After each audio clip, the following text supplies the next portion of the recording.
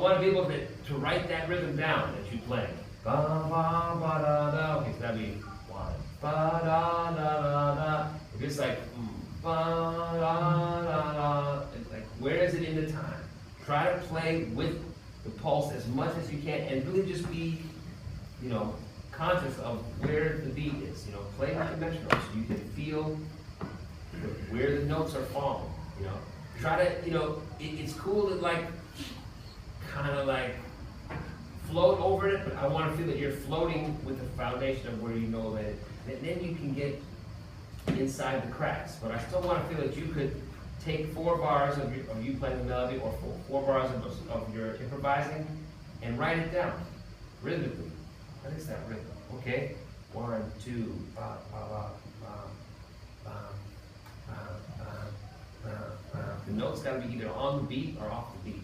So you got to start thinking about rhythms, an idea coming from rhythm, or just a rhythmic way of expressing the idea of the melody.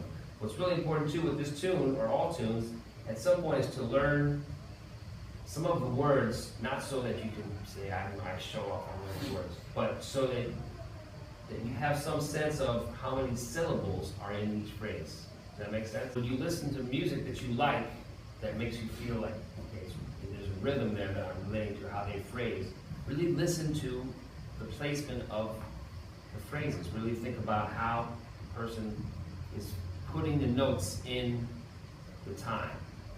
Listen from that point of view. Listen to what's that idea, just the rhythms of it. Well, how does it attack the bar line, and really think. And what's really important for us is to play melodies where there's 2 horn players playing, more than 1 horn player, where people are coming together to play phrasing, little riffs, anything,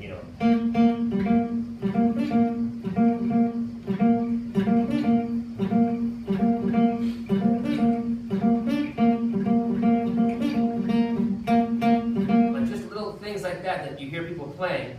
I want to get that under my fingers. I want to feel that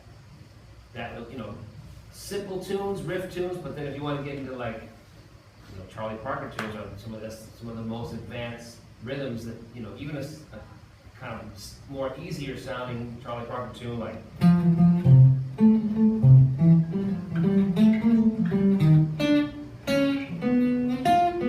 Just the first 4 bars. Ba ba da ba. Ba ba da ba ba ba ba ba ba ba ba ba. To really just take 4 bars and just really focus on how the notes are falling in the bar line, and just being sensitive to rhythm, to rhythmic placement. That's what makes, well, jazz is so many different things, but that's what's, someone like Coltrane and even someone like Lester Young, there's a thread in the way they think about placing their notes, even though they're totally different styles. So it's about trying to really understand how notes are placed, and really learning those kind of tunes that make you play a certain thing. It's not da da da da da or da da da da da. It's something specific, and really trying to play, not just standards where you can kind of play it however you want, but really,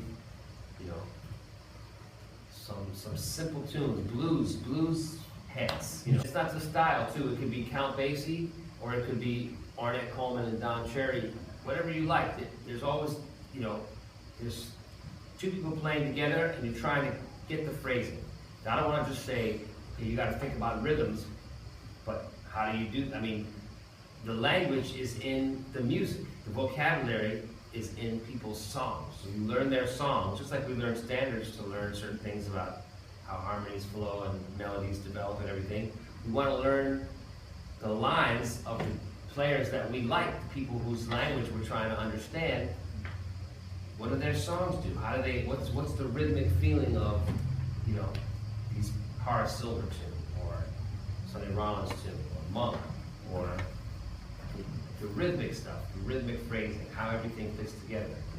This is where the vocabulary comes from. Then you build on that, as much as you can. You're trying to learn to speak, but that's what it is. It's a language. So in learning these people's songs, that's you'll find your own thing of what you like, and but you have to analyze it from that point of view of okay, how do I play this exactly like them?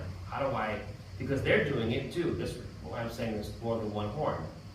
Two horns come together to phrase and make one sound, unison or harmony, whatever. You learn those parts. You learn the trumpet part, the tenor part, trying to play what they're playing.